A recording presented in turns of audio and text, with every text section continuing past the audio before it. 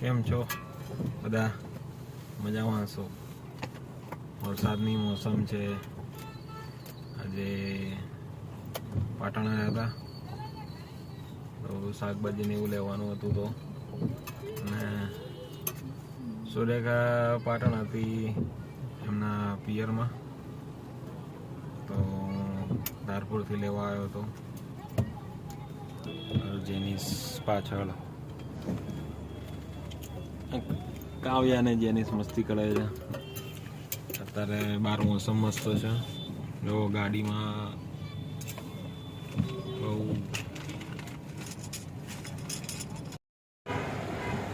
ઊંઝા 3 રસ્તા આપણે ઊભા છીએ અત્યારે. જોઈ શકો છો બહારનો નજારો.